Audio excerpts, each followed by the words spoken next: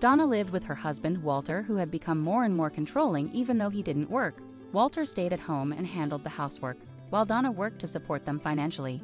Their arrangement was supposed to provide stability, but Walter's controlling behavior made Donna feel like her efforts didn't matter.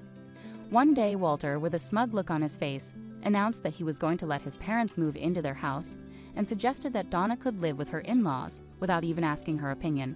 Donna was shocked and speechless at his audacity, especially since she owned the house. This moment was a breaking point for her. She had tolerated Walter's overbearing attitude for too long. Walter often gave orders as if he had the right to do so. Once he even demanded that Donna get him ice cream late at night while he relaxed, even though she was exhausted from work. When Donna suggested he could get it himself, Walter laughed and hinted that upsetting him could lead to consequences. His behavior wasn't just frustrating, it was exhausting. Donna felt increasingly disrespected and unappreciated, and she began to question whether she could continue living with someone who acted superior just because he was the husband. She realized that if things didn't change, she couldn't go on like this. Walter needed to understand how his actions were affecting her, and Donna decided it was time for him to face the consequences of his behavior. At that moment, I realized that dealing with Walter on top of my already stressful job would push my stress levels to the limit. So I told him, "I'm really tired. I'm sorry, I'm going to rest in my room." Walter didn't like my response and blocked my way, challenging me, "Wait, what's with that attitude towards your husband? I could kick you out right now if I wanted to. Do you think it's okay to upset your spouse like that?" He looked furious. I couldn't believe how he could act so authoritative without contributing financially and how easily he could upset me, yet he couldn't handle even the slightest inconvenience himself. It was like dealing with a child's tantrum.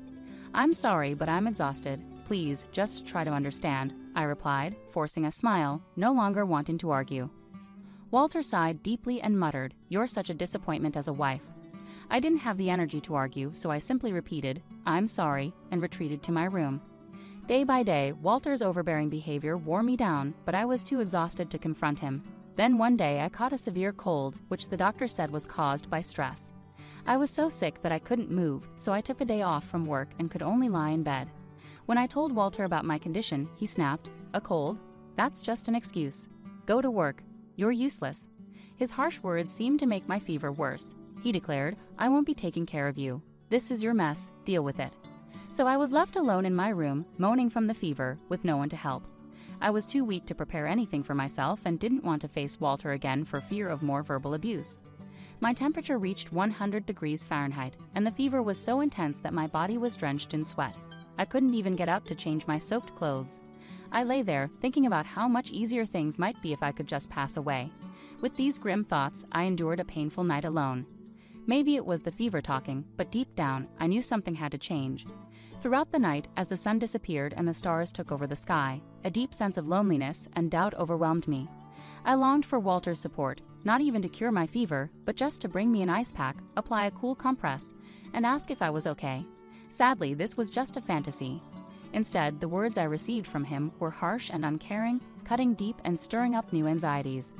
I questioned why I was the only one suffering, wondering what I had done wrong and why things couldn't be smoother between us. Once these thoughts started, I couldn't hold back the tears. The pain was just too much. After 5 days of rest, my fever finally subsided enough for me to return to work. My colleagues and bosses expressed their concern, asking if I was truly okay to be back. Although I was still recovering, I felt I had to support our household financially and couldn't afford more time off. Their genuine concern touched me deeply, such a stark contrast to Walter's indifference, and it nearly brought me to tears again. At this point, a voice inside me screamed that I couldn't continue dealing with Walter's behavior. I was pushing myself too hard, ignoring the signs that this way of life was unsustainable. Deep down, I knew I couldn't keep going like this without eventually collapsing from the strain. By now, my feelings for Walter had significantly faded, yet I didn't have the energy to think about separation. Amid these overwhelming emotions, I dragged myself through my days, working hard, returning home exhausted, and catering to Walter's unpredictable demands. This had become my daily routine.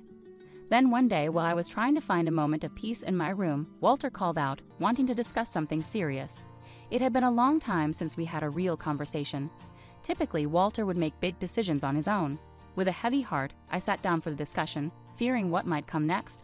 To my shock, Walter, with unexpected enthusiasm, announced, "I'm going to let my parents live in his house. You can't even cook, so you need to leave." The first word that slipped out of my mouth was, "What?" He continued, "You need to leave because you're going to live with my in-laws." I was stunned, unable to believe his selfish demands. The situation had reached a breaking point, and I realized something had to change. As Walter continued, he revealed his plans to change the ownership of our house, transferring it to his name and his parents'. He bluntly stated his intentions to divorce me and start a new life, declaring that his decision was final and that my opinion didn't matter. I felt utterly disregarded, my feelings trampled under decisions made without my consent. Walter, puffed up with his man-of-the-house ego, seemed only concerned with his own desires. My heart sank as I realized the impossibility of continuing life with him. Ignoring my growing detachment, Walter sneered, "You love me so much, don't you? I know this is shocking coming from a husband you love so dearly, but I'm sorry. I just want to take care of my family. Please understand." His words, meant to sound considerate, felt more like a scolding. I wanted to shout that he was wrong. Any affection I once felt for Walter had vanished, leaving only disbelief at his selfishness and regret for not ending things sooner. Why hadn't I left him earlier? If I had, maybe he wouldn't have had the chance to exploit and demean me so thoroughly. I even resented my past self for being too lenient with him. Seeing my visible distress, Walter misinterpreted my pain as lingering love, thinking I couldn't bear the thought of divorce. But he was mistaken. My feelings for him had long since faded into nothing more than disdain for a man who wrongly believed I still cared. Determined to set things straight, I said firmly, "Fine, then I'll leave." Walter gasped, "What?" He hadn't anticipated my readiness to accept the divorce and move on. He needed to understand that the old me, who always bailed him out, was gone for good. From now on, whatever happened to Walter, he would face it without me because our relationship was over. Seeing my resolve, Walter stood shocked and frozen. I seized the moment to head to my room and pack the essentials. I knew I couldn't take the larger items today and would need to arrange for movers later. As I began to pack, Walter hurried over, perhaps finally realizing the seriousness of the situation. His voice tinged with uncertainty, he asked, "Are you sure about this? If we divorce, we'll be strangers." I smiled softly and replied, "I've already fallen out of love with you." Letting go feels like a weight has been lifted off my shoulders. Hearing this, Walter stood there looking bewildered and lost. I nodded, thanked him for the years we had together, and walked out of the house. His worried expression lingered in my mind as I returned to my parents' home. When I explained everything to my parents, they were initially furious about Walter's behavior, but soon calmed down, reassured by my resolve and the plan I had in place. I began to recover at my parents' home, taking the first steps by initiating the divorce proceedings. After I sent the divorce papers, Walter messaged me, "Are you sure about this? I don't know if it's really a good thing, but I don't have any feelings for you anymore. If we've gone this far, there's no turning back." His message ended with a request to speed up the divorce. "I feel so much better now that you're gone, so fill out the divorce papers quickly," I replied, but received no response. A few days later, I received the completed divorce papers from Walter, with his sections already filled out. I'd promptly completed my part and submitted it to the county office. Now, Walter and I were officially divorced.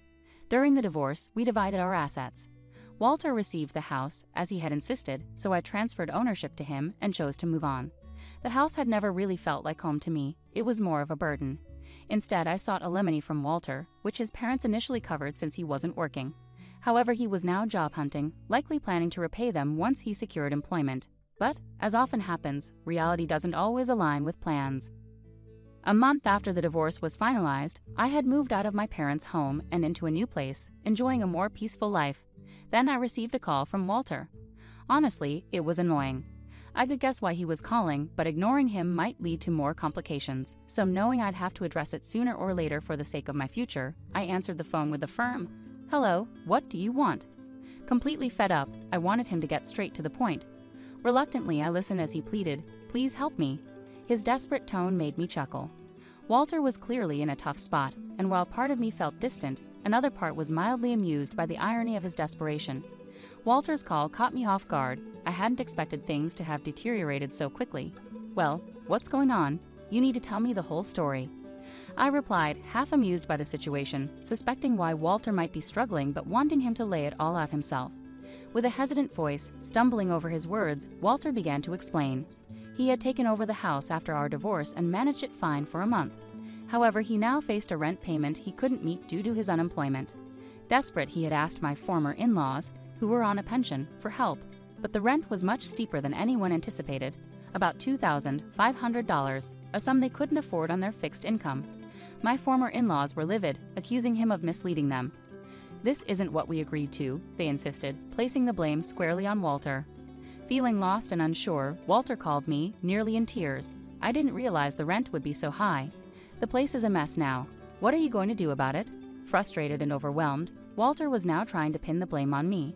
Admittedly, I hadn't discussed the specifics of the rent before our separation, but it was Walter's folly to assume responsibility for the house without understanding the financial commitments involved.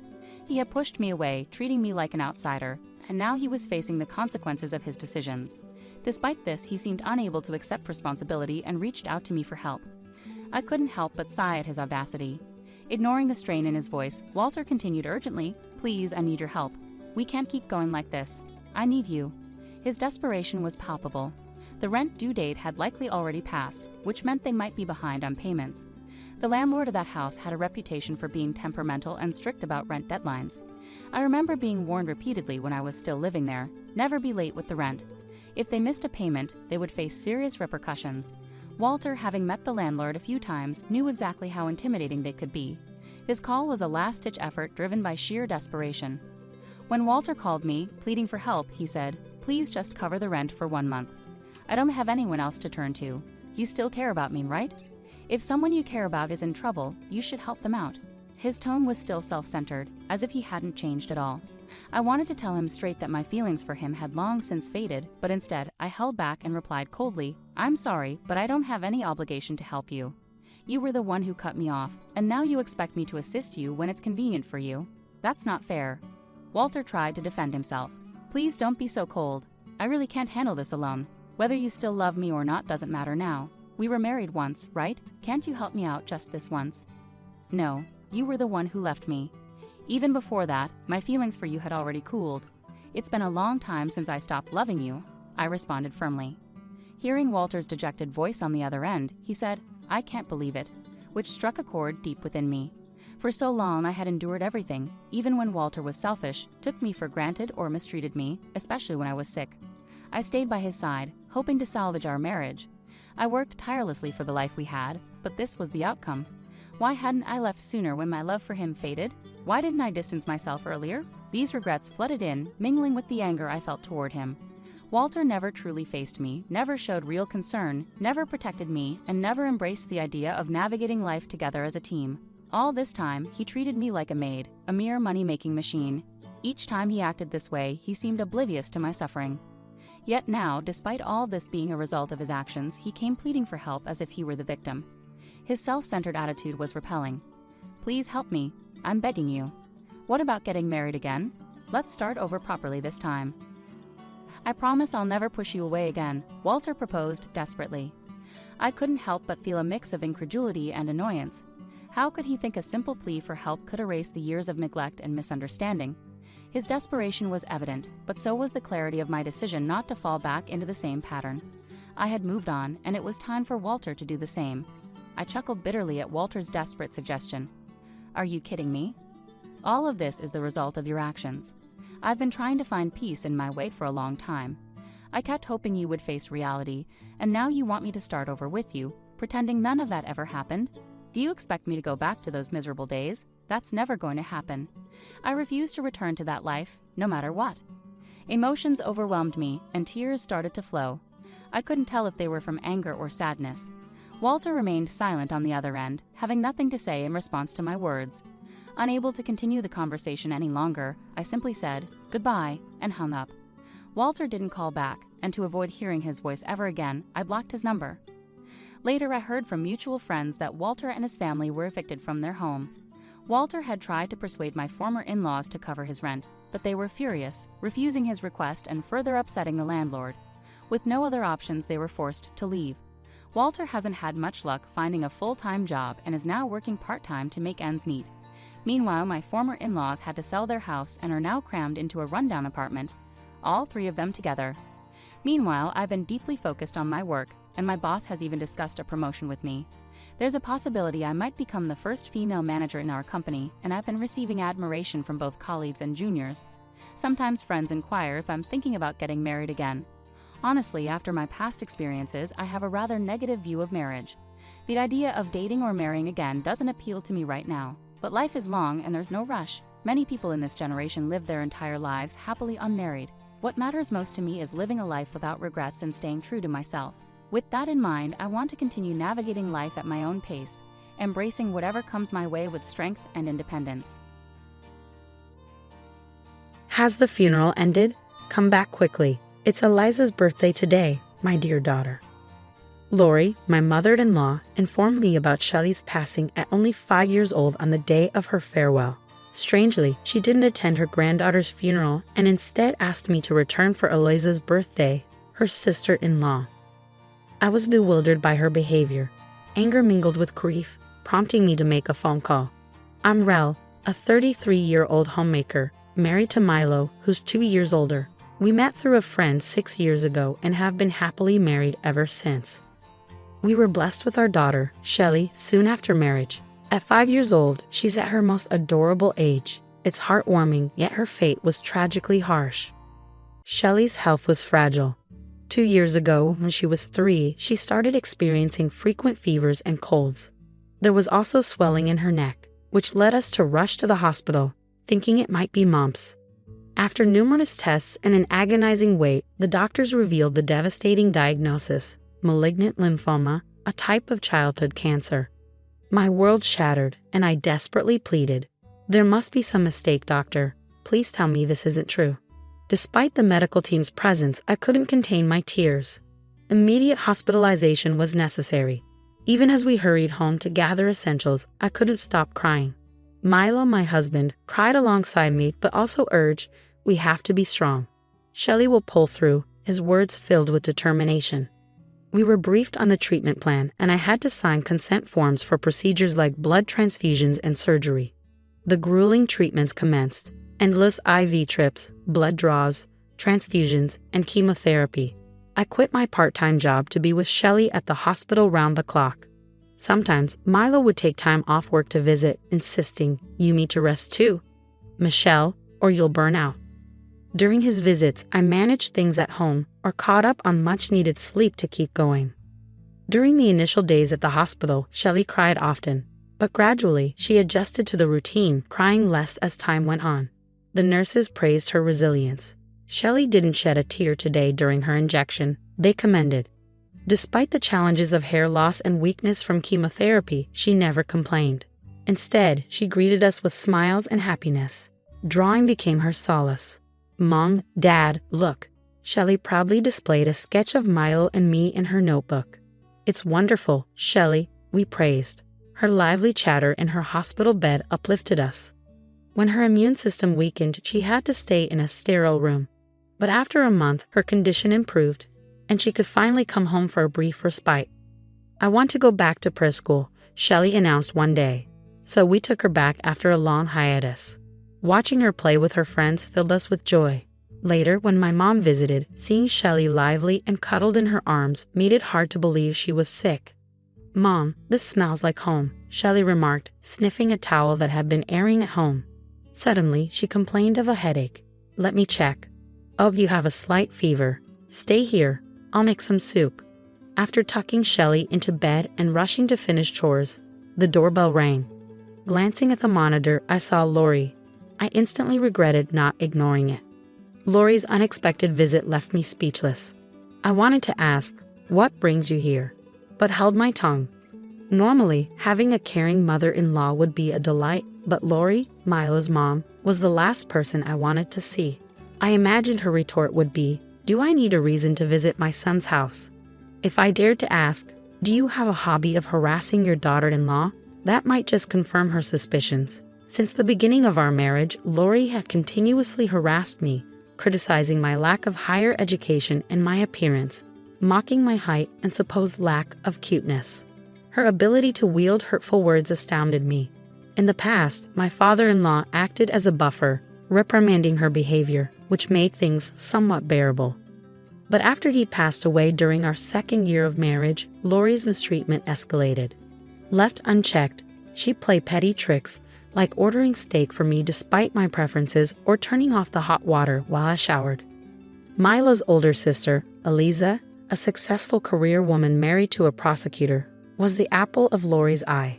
She often compared me unfavorably to Eliza, making snide remarks about our differences.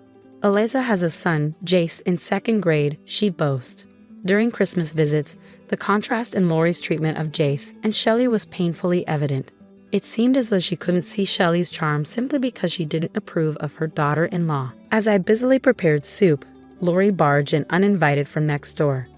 "Yes, Shelley has a fever," I responded tersely, hoping she'd take a hint to leave. But she persisted, commenting, "Such a delicate child. I wonder who she takes after. Certainly not our family. Your dad had cancer, didn't he?" "Yes, Lori, I've explained countless times. This illness isn't hereditary. While my dad did pass away from cancer when I was in high school, malignant lymphoma isn't genetic, except in certain virus-related cases. How many times must I repeat myself? Is she losing her memory?" In the end, Lori merely glanced at Shelley, made her spiteful remarks, and departed. I couldn't help but wonder if she was suffering from dementia. After checking on Shelley, exchanging a few sarcastic words, I left perplexed by Lori's purpose. Perhaps she was just bored. For a year, Shelley moved between hospital care and brief respites at home. After about a year and a half of intense treatment, she finally completed her therapy, and we welcomed her back home. She returned to preschool, and we even enjoyed a family trip to the aquarium, where she walked around with boundless energy. I never lost hope in Shelley's recovery. However, when she turned 5, a year after leaving the hospital, my worst fears materialized. She relapsed. The treatments resumed, including spinal injections, radiation therapy, and battles with pneumonia and high fevers. I did everything I could to ease her discomfort, even undergoing a bone marrow transplant for her. Sadly, my cells didn't take, and her condition deteriorated. Then, the doctor delivered the devastating news. There's nothing more we can do. Further treatment would only add to Shelley's suffering. It was a heartbreaking realization that time with her was limited. We made the decision to bring Shelley home so we could cherish our remaining time together as a family. We indulged her every wish, from participating in preschool activities to playing with her friends. Despite her own struggles, Shelley's bright smile never faded, bringing joy to everyone around her. Mom visited frequently, offering her support during these difficult days. I had promised myself not to cry in front of Shelley, but sometimes emotions overwhelmed me, and tears would escape. During those moments, Shelley would ask, "Mom, what's wrong? Are you feeling unwell?" Despite her own pain, she remained remarkably caring, showing concern for me. I pray for her happiness to last forever, for a miracle to save her, but sadly, my prayers went unanswered. Despite her outward appearance of health, Shelley's blood tests showed a worsening condition. She gradually lost the ability to walk, yet we clung to hope, believing she would reach her 6th birthday. However, Shelley's health declined rapidly. She began to struggle with breathing, and the doctor warned us to prepare ourselves for the worst. Despite my efforts to remain composed, tears flowed uncontrollably. In a haze of grief, I whispered, "I love you," to Shelley. Despite her own weakness, she summoned the strength to utter her final words. As dawn broke and Shelley's condition worsened, the doctor tried desperately to save her. We pleaded for her to hold on, taking turns holding her in our arms, wishing for her to find peace. Shelley fought bravely, but eventually she slipped away from us. "Shelley, please respond. Open your eyes." I clung to her hand, which grew colder by the moment. There was no time to process my grief. I was immediately consumed by the whirlwind of funeral arrangements and preparations. Keeping busy seemed like the only way to hold on to my sanity. At the funeral home, I couldn't help but confront Lori, asking, "Are you not coming?" She simply replied, "The living matter more than the dead. Eliza is returning from abroad. It's her birthday today. You need to pick up the cake." Her callousness left me reeling, struggling to contain my anger. "At least bring a gift later. You must come, or I won't forgive you," I demanded. "As if you have the authority to forgive anyone," she retorted. Fed up with her excuses, I blocked Lori's number and reached out to someone for support. Despite the pain, the funeral was filled with people who came to bid farewell. Hospital staff, Shelley's preschool friends, and my own circle of friends. Tears flowed freely as we mourned Shelley's passing, a testament to the love she'd inspired. We adorned her coffin with her beloved sunflowers, and her friends tucked heartfelt letters inside. Milo stood strong as he represented our grieving family. Several hours later, Milo and I stood outside his parents' house. Despite Lori's desperate pleas for help as we entered, we ignored her and made our way to the living room. Inside, Eliza's family and a few relatives had gathered, their eyes fixed on Lori with disapproval. Eliza was the first to address us, offering her apologies. "I'm deeply sorry, Rel. We had no idea today was Shelley's funeral." After blocking Lori's calls, I had reached out to my sister-in-law, Eliza. Despite the ongoing tensions fueled by Lori's behavior and constant comparisons between Eliza and me, we shared a close bond, akin to real sisters. As an only child, I cherished Eliza's presence in my life, and her son Jace often played with Shelley even during her illness. Eliza frequently visited us, showing genuine concern. Unfortunately, this year, Eliza's work commitments abroad coincided with her birthday, overlapping with Shelley's funeral. While we were preoccupied with arrangements, we had entrusted Lori to inform her side of the family. However, Lori's misguided actions led her to inform relatives about a birthday celebration for Eliza's return, omitting any mention of Shelley's funeral. Upon her return, Eliza reached out to me again, only to discover that the burial had already taken place, leaving them waiting for our return. Amidst the somber atmosphere, Shelley's absence was keenly felt as Eliza and others mourned her loss amidst the awkward silence. Lori's words cut deep as she callously suggested, "You can always have another child," the most insensitive remark imaginable. In response, Eliza, with a fiery glare, grabbed the cake meant for her birthday and hurled it at Lori's face.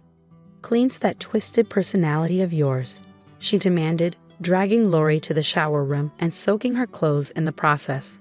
Amidst the chaos, when questioned about Lori's actions, I weakly explained. Lori kept pressuring me to rush back for Eliza's birthday preparations. The relatives reacted with shock and disgust. After being drenched in the shower, Lori returned, despised by everyone present. Defending herself, she blurted out, "But it's Eliza's birthday party. She's returning after so long. Shelley was already sick, not expected to survive. Surely Eliza's birthday takes precedence, right?" However, her feeble excuse was met with fury. "A birthday party? Preposterous. And you called Rel for that? If Shelley meant anything to you, how could you disregard Milo's grief over losing his daughter?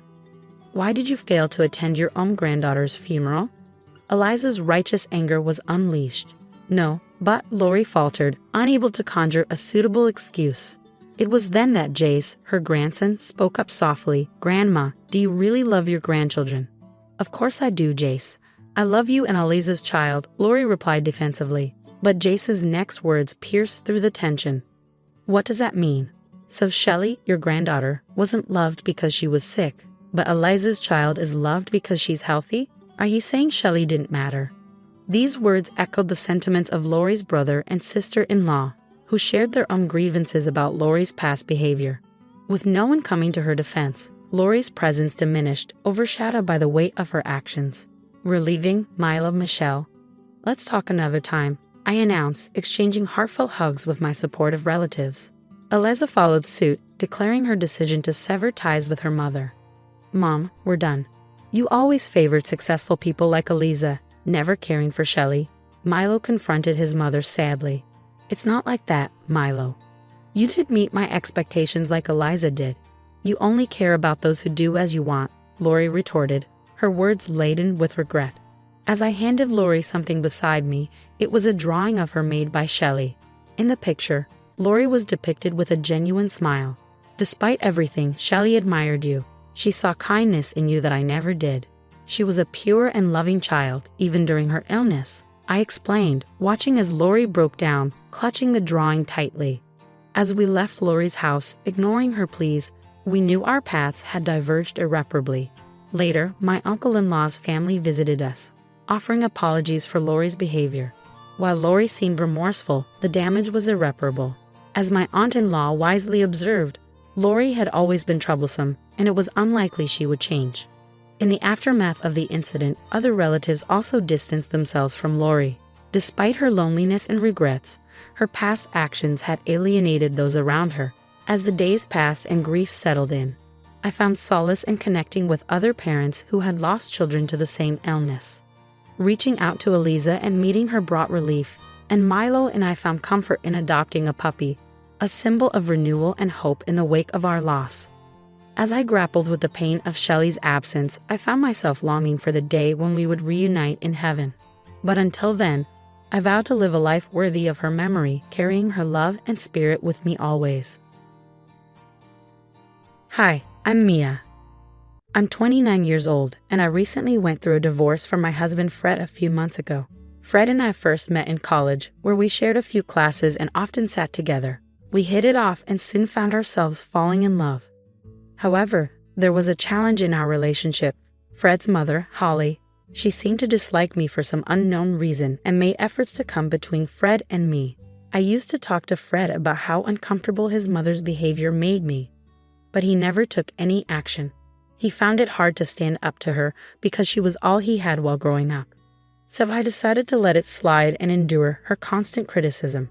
She loved finding fault in everything I did, even things she didn't know about. I suspected Fred was sharing details with her, which only fueled our arguments.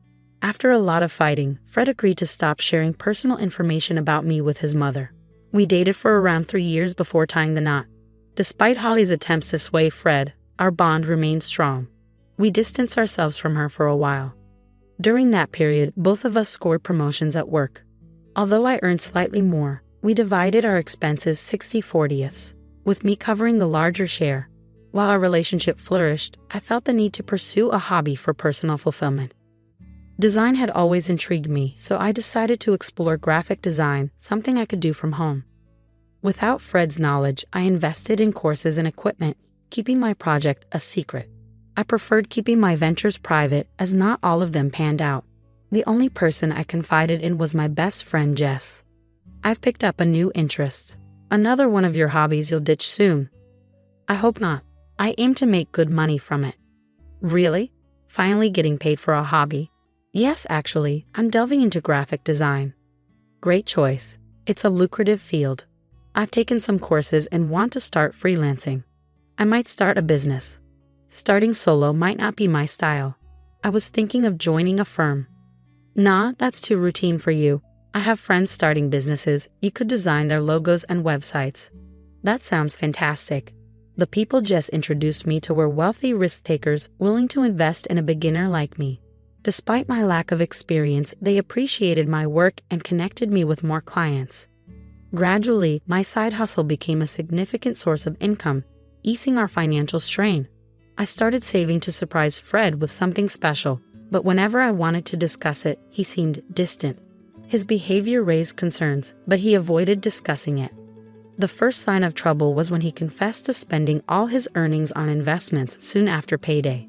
We argued, but we managed to navigate through that month. I worked extra hours to make ends meet, hoping things would improve. But the following month, Fred repeated the same mistake, leaving me furious. How could he squander his money so recklessly? I lashed out in frustration, later regretting my harsh words. I hoped it would prompt him to be more responsible. Yet when it happened again the next month, I felt drained. Despite my efforts, Fred's financial habits persisted. My graphic design gig became our main source of income. But when Fred couldn't contribute for the third month in a row, I reached my breaking point. How could you let this happen again? Haven't you learned anything? I'm just trying to maximize returns, but I messed up. Messed up. Losing your entire paycheck isn't a small mistake. You've got your money though, right? We'll handle things as usual. No, I'm done. I won't cover for you this month. Figure out your own expenses. What? You can't do that. And you can't gamble away everything you earn. But here we are. So what? I'm supposed to go hungry and take public transport.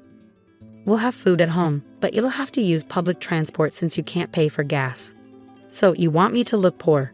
Taking public transport doesn't define your status. Stop acting entitled. If you wanted to drive, maybe you should have thought about your gambling habits. You're selfish and heartless. How could you do this to your husband? What about what you're doing to me? I've been working extra hours to cover for your losses. Can't you see things from my perspective? You have no perspective worth considering.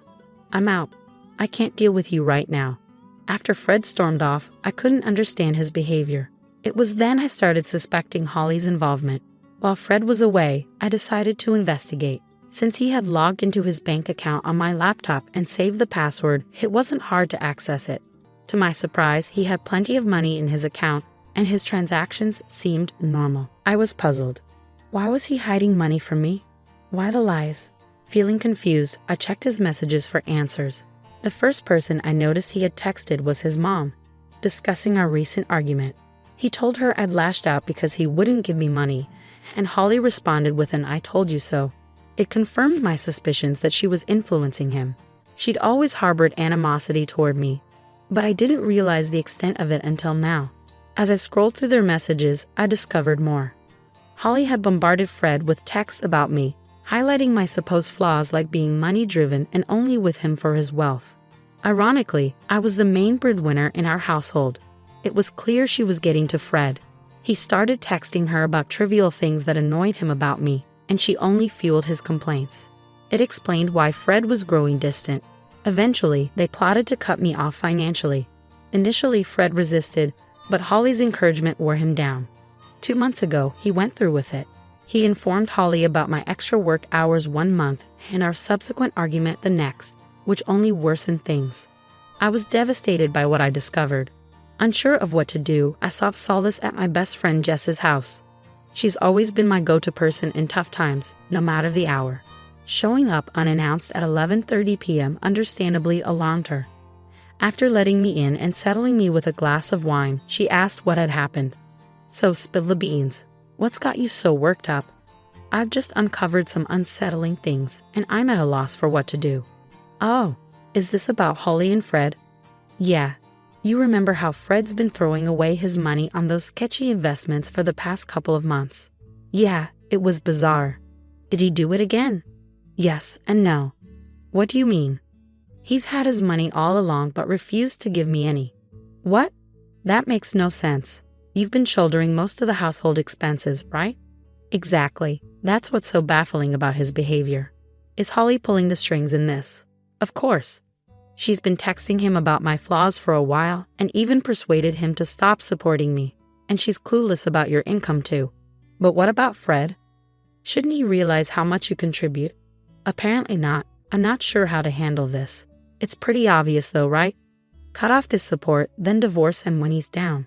"Isn't that a bit harsh, Mia?" "He didn't think about that." "Why are you worried?" "You know what? You're exhausted. Sleep on it, and we'll talk more tomorrow."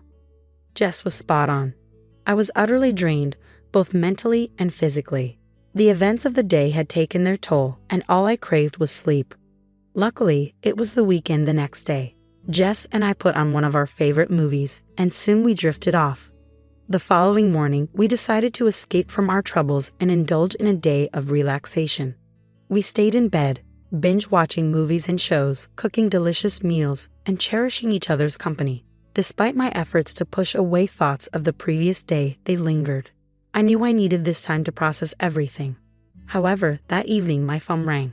Seeing Holly's name on the caller ID made my heart race.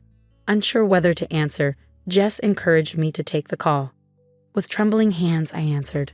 "Hello, Holly. You're despicable." "Whoa, hold on. What's this about?"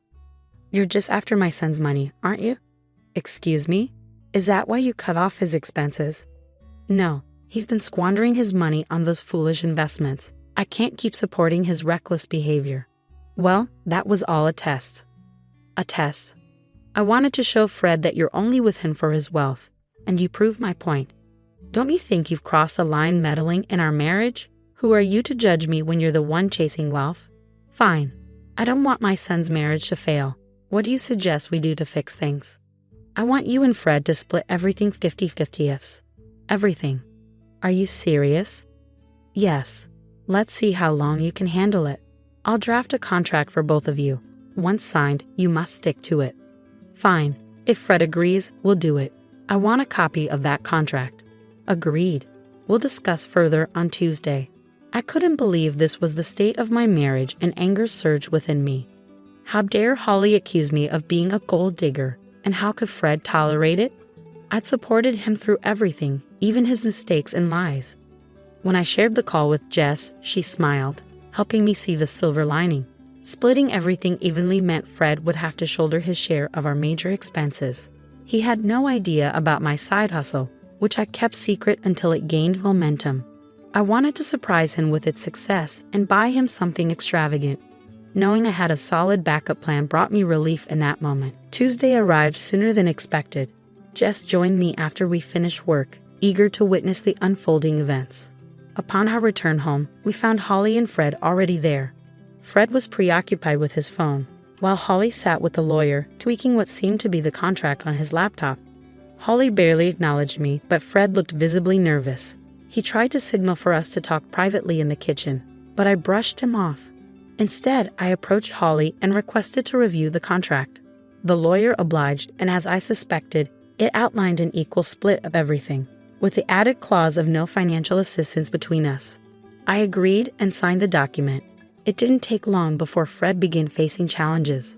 At first, Fred and I kept our distance, both unwilling to engage with someone who seemed intent on my suffering. But when you share a living space, avoiding conversation is nearly impossible. Fred made efforts to bridge the gap between us, but I initially brushed him off. Eventually, his persistence wore me down, and I reluctantly started talking to him. "Can we please talk? This silent treatment is getting us nowhere." "What exactly do you want me to say, Fred?" "I don't know, but I miss us." "Do you? Then why agree to a contract dividing our finances?" "I wanted to see if you were truly invested in our relationship. Your mother has caused so many issues between us, yet you still believe her. Is this really the best solution?" "Don't speak ill of my mother. And what money do you think I need from you?" "Look, I don't want confrontation. I'm trying to mend things. There won't be any progress until that contract is gone. It's only been 2 weeks since we signed it. I have yet to see any proof that you're not just in it for the money." "You're impossible, you know that?" "Listen, if you're struggling financially, tell me. I'll help. But wouldn't that violate the contract? Besides, I don't want to be accused of breaking it." "Why are you making this so hard? You're the one who created this mess. Can't we just be civil?" "Fine." I could see Fred wrestling with conflicting influences, the beliefs instilled by Holly versus his original values. The Fred I married would never have made such foolish decisions that could harm me. Yet, here he was, obedient to every word from his mother, a decision he'd come to regret. Thankfully, I'd already paid off our major loans that month, leaving Fred in a bind the following month. With my shares settled, I enjoyed financial freedom. I indulged in splurges, treating myself and Jess to lavish dinners, fine wines, museum visits, and cozy cafes, documenting our adventures on social media. Despite inviting Fred to join us multiple times, he always declined due to his financial struggles. Meanwhile, my graphic design side hustle flourished, allowing me to reduce my hours at my day job and even contemplate quitting altogether. Fred's difficulties were evident, even in our groceries. His side of the pantry and fridge often remained empty. While part of me felt sympathy, I couldn't forget that he'd brought this upon himself. Later, Holly showed up at our doorstep. Jess and I had just returned, so her presence caught me off guard. "Hey Holly, what brings you here?" "Don't act innocent. I know what you've been up to, and I'm calling the cops." "Pardon me? What are you talking about?" "You've been robbing Fred, haven't you?" "Why on earth would I do that?" "Because you're seeking revenge. You're not happy about that contract he made you sign. My poor son has been struggling all month while you're out living it up on his dime. Firstly, your son doesn't have any money for me to steal. Yes, I despise the contract, but let's not forget who's truly responsible for it.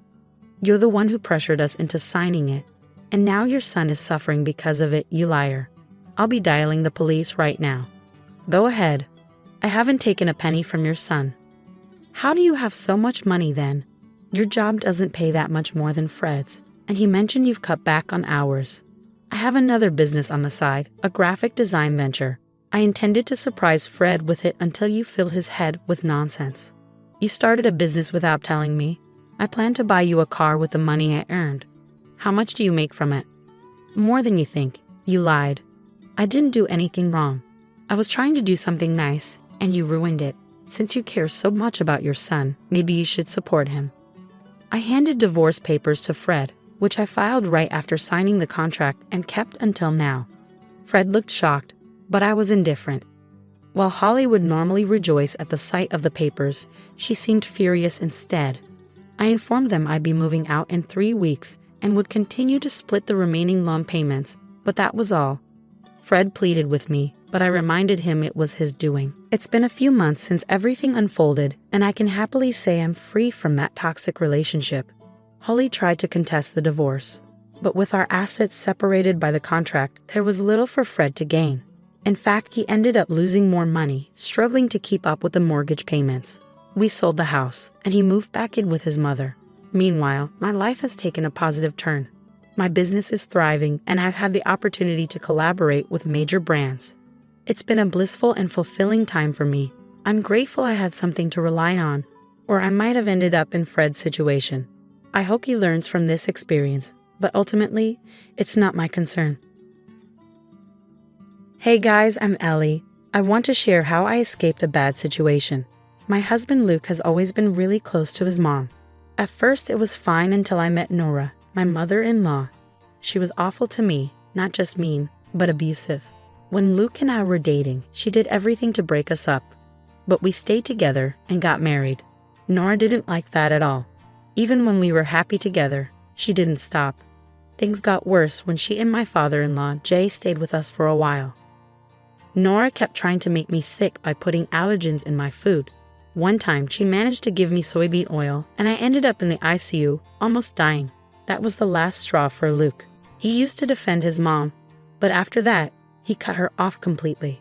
It became clear to Luke how toxic Nora was when his dad, Jay, divorced her for trying to poison me. Nora claimed she didn't mean to, but no one believed her. We even got a restraining order against her, but our peace didn't last long. For 2 years, Luke and I enjoyed life without Nora around. Then I found out I was pregnant, and we were thrilled. But I worried Nora would find out and cause trouble. The restraining order had expired, and I didn't know how to keep her away. Luke used to be my support, helping me through my fears. But then he started suggesting that maybe we should forgive Nora and let her back into our lives. One day, he even sat me down and said, "Have you thought about what I said, Ellie? Maybe we should try to reconnect with Mom. It's been years. Think about our daughter." I couldn't believe what I was hearing. "Are you serious, Luke?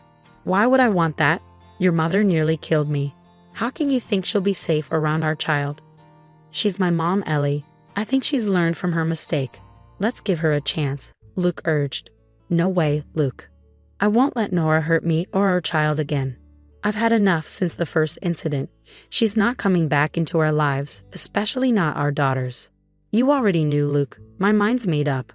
I was furious with Luke for even suggesting I invite his mom to my baby shower. His sudden interest in Nora only fueled my paranoia about her harming me and the baby. I couldn't believe he'd bring her up like that.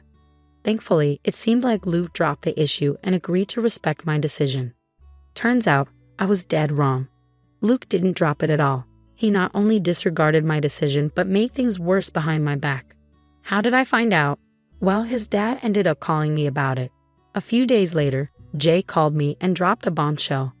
"Ellie, sorry to spring this on you, but did you know your mother-in-law is coming to your baby shower?" "What?" "No, Jay, she's not invited. She's never welcomed back into my life." "Listen, Ellie, you need to know that Luke has invited Nora to your baby shower." I was stunned. I couldn't believe my husband had gone against my wishes like that. I was overwhelmed with confusion and anger. Feeling like I couldn't breathe properly, I said to Jay, "What are you saying, Jay?" "Luke invited his mom after I explicitly told him not to. He promised he wouldn't." "I know, Ellie. Luke's been in touch with his mom since the restraining order was lifted. I only found out yesterday. I tried to talk him out of it, but he's set on bringing Nora back into your lives." "Luke's talking to Nora again? How could he betray me like this? Is he out of his mind? I'll never forgive him for this." Jay reassured me, "I'll talk to him, Ellie. Nora won't harm you or the baby again. Luke's making a mistake, but I'll try to make him see reason." "I won't confront him about it, Jay. It won't change anything. I want to see if he actually goes through with inviting Nora to the baby shower. If he does, I'll divorce him." I was dead serious. The betrayal by my own husband was unbearable. I couldn't believe he'd willingly bring an abuser back into our lives. At that moment, I realized I couldn't stay with Luke if he went through with it. I'd risked my life once, but now I had my daughter to think about too. There was no way I'd subject myself or her to more abuse. Since Luke had already proven himself untrustworthy, talking to him seemed pointless. I kept what I knew from him. Jay and I kept in touch, keeping each other updated. I was preparing for divorce, consulting a lawyer and getting papers ready. I needed to be ready in case Luke actually brought Nora to the baby shower. The days leading up to it were stressful. Knowing Luke wasn't changing his mind left me in a bad state mentally. Luke was concerned about me, but I just brushed it off, claiming I wasn't feeling well. Being around him was tough. I felt betrayed. Yet, I never confronted him. I gave him chances to do right, but he didn't. So when the divorce papers arrived the day before the baby shower, I was ready to leave him for good. I was determined to show him the consequences of his actions. When Nora showed up at the baby shower with Luke, I was prepared, though seeing her still sent chills down my spine. I stepped away immediately, asking, "Why is she here, Luke? You promised she wouldn't be." "Oh, Ellie, lighten up. This is supposed to be a happy day. Let's not dwell on the past. The day was ruined the moment you brought your mother here against my wishes. How could you betray me like this, Luke? What choice did I have? You reacted badly when I asked, so I had to invite her secretly. So even after I said no, you sneaked behind my back to invite her? My safety means nothing to you, does it, Luke? Stop overreacting, Ellie. You're being unreasonable. My mom will be a great grandma, I'm sure. You believe your abusive mom will be a great grandma? Do you even hear yourself, Luke? And why are you defending her, Jay? It's been years. You should move on and accept her back. I'm tired of this. Your wife needs to grow up, Luke. Ellie, my son is right. It's time to move on. It's disappointing that you haven't matured, even with a baby on the way. My granddaughter needs a responsible parent like me. Luke, inviting me was the right thing. It seems you two need my guidance. I was stunned by Nora's words. She was actually suggesting she play a major role in raising my daughter. It was beyond belief. No sane parent would allow an abusive person like Nora anywhere near their child. I couldn't fathom Nora's audacity in thinking we'd agree to this. But what shocked me even more was Luke's lack of concern. He seemed to be on board with Nora's plan. I couldn't hold back my disbelief. What are you saying, Luke? Nora, you can't seriously expect us to let you be a big part of our daughter's life. That's not happening, I interjected firmly. Why not? She's my granddaughter, so I have a say in how she's raised, and you'll need someone to watch her, Nora replied confidently. No way, Nora. You'll never babysit my daughter. Luke and I won't let someone like you, who's been abusive, anywhere near her. Forget about that idea, I retorted. Come on, Luke agrees with me. I'd be the best choice to babysit. Given your track record, maybe I should move in after the baby's born, right, Luke? Nora added arrogantly. Luke, you need to address this now. Do you really agree with what your mother is proposing? Are you seriously considering letting her take on a parental or caregiving role with our child? I couldn't believe what I was hearing. I desperately hoped my husband wouldn't actually entertain such ideas. Jay had warned me about Luke's renewed contact with Nora, but I never imagined it had escalated to this. Even Jay didn't know the extent of their discussions. As the uncomfortable silence settled among the guests at the baby shower, I wished it was all just a nightmare. But reality hit hard when Luke casually responded, I think you're being unfair to my mom, Ellie. She's a good mother and raised me well. I'm sure she'd make a great babysitter. Are you forgetting she nearly killed me trying to prove my allergies were fake? How can you even consider her for such a role? I shot back, incredulous. Come on, Ellie, don't overreact. That was in the past. You need to let go and move on. Holding on to grudges won't do us any good. She's family, so you should forgive her, Luke replied dismissively. I won't stand by while you force her presence on us. She's staying for the baby shower, and she'll be involved in our lives from now on. My husband's words hit me like a ton of bricks. He was insistent on having his abusive mother in our lives, despite the harm she caused. He seemed blind to the danger she posed, adamant that she'd play an active role in our daughter's life. But that was a line I refused to cross. I couldn't fathom having Nora, this deranged woman, in my life, let alone around my child. It was time for a difficult decision. All the preparations I'd made weren't for nothing, but it was hard to come to terms with. The realization that my marriage had reached this point was heartbreaking, but there was no turning back. I needed to leave this marriage, and I needed to do it now. So without another word to Luke, I calmly retreated to the study, ready to take the necessary steps to leave him. I headed to the study to retrieve the divorce papers I had prepared earlier. My hands trembled, and tears threatened to spill, but I held them back. There was no use wasting tears on a man who disregarded my feelings. So I composed myself and returned to the room where everyone was gathered for food and drinks. It felt awkward. Only Nora and Luke seemed at ease, sharing laughter and discussing our daughter's future plans. As I excused myself to the study, expecting Luke to follow, he remained behind with his mother. He likely assumed I was having another outburst and would eventually accept Nora. But he was mistaken. Returning downstairs with the papers in hand, I caught Jay's eye, who sat silently on the side. He seemed to understand what I was about to do and appeared saddened by it. Approaching my husband, who looked puzzled by the papers, and a smirking Nora, I spoke. "You've made it clear that Nora is your priority. You've shown that my child and I would have to compromise our safety to accept Nora back into our lives. Today, you've made it evident that you've chosen Nora over us, Luke." "No, Ellie, that's not what I meant. Please don't misinterpret my intentions. I'm trying to find a way for us all to get along. Mom is my family too, Ellie. You need to understand why I value her presence," Luke pleaded. "You're determined to reintroduce this abusive woman into our lives. Well then, you've made your choice. You've chosen her over us," I replied firmly. "What do you mean, Ellie?" "Here are the divorce papers, Luke. Sign them and return them to me. If you have any questions, speak to my lawyer. It's over." Luke and Nora were visibly shocked when I explained the significance of the papers. I handed them to Luke, arms crossed, as he hurriedly examined them. Yes, I had consulted a lawyer and prepared the papers in advance, ready to leave if Luke thought he could force his mother into our lives without consequence. His hands shook as he confirmed their contents, his expression a mix of disbelief and confusion. "This can't be real, Ellie. Why would you do this?" he stammered. "I prepared the divorce papers because I knew what you were doing.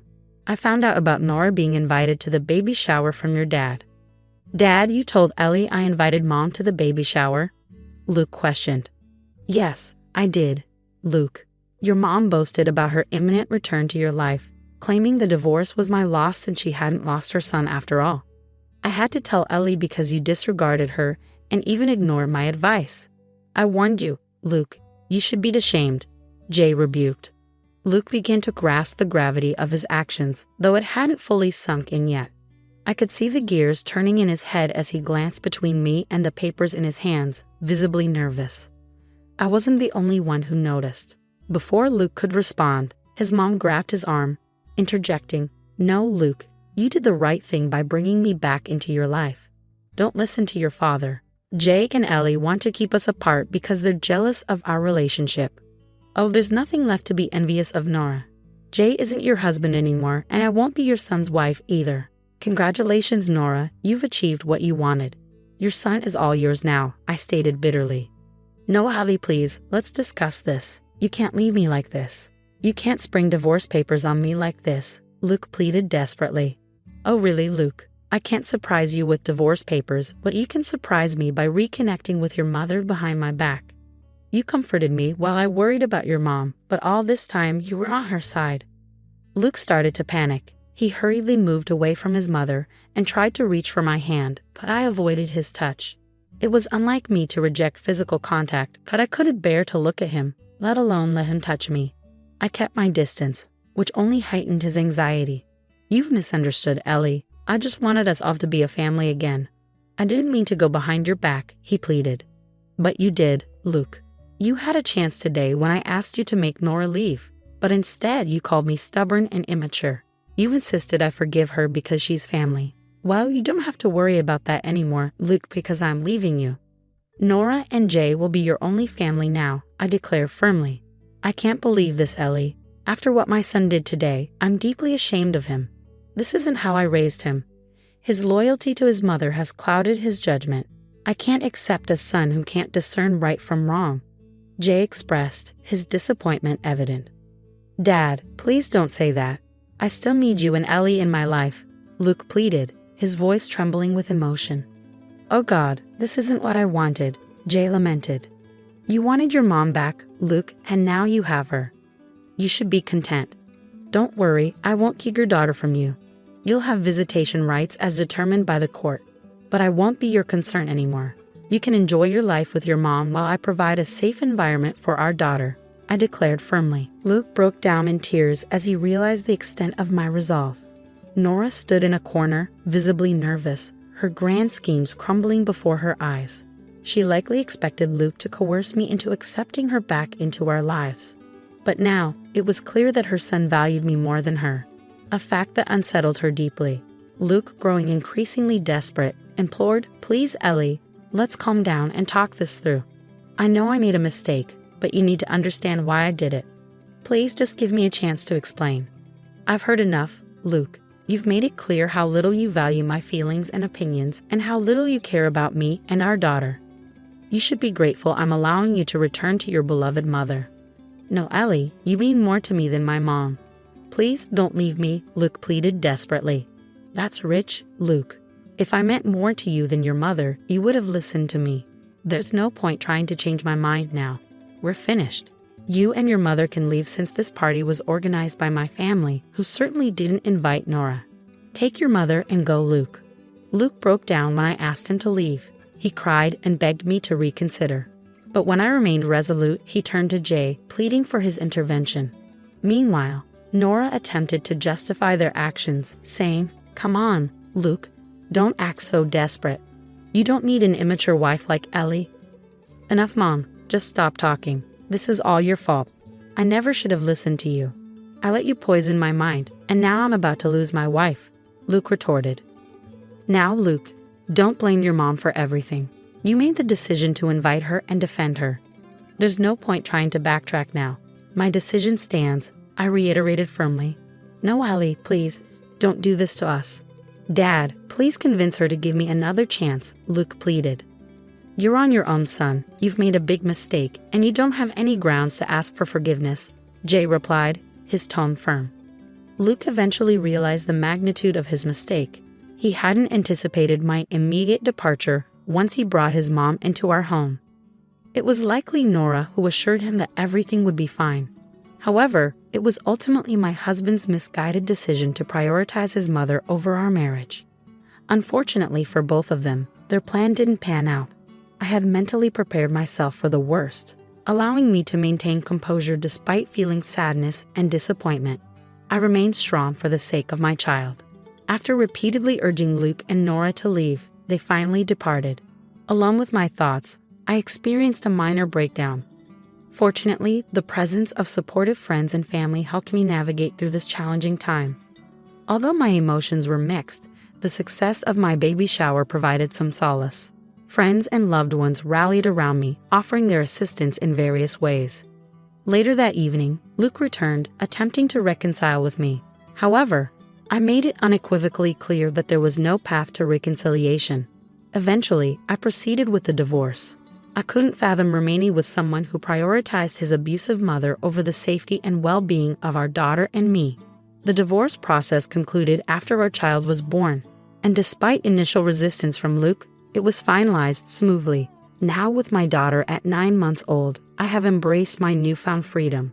Although Luke initially struggled with the divorce, his attempts to win me back proved futile. He severed ties with his mother, squarely placing blame for the dissolution of our marriage upon her shoulders. Nora, devastated by the fallout, never anticipated such a turn of events. I'm relieved to report that she has had no contact with my daughter, thanks to Luke's efforts to keep her away in hopes of reconciliation. Occasionally, I receive updates from Jay about Luke's struggles, and while I empathize with his situation, I'm grateful to have escaped a marriage where my boundaries were repeatedly tested and disregarded. In the end, Luke's actions backfired, resulting in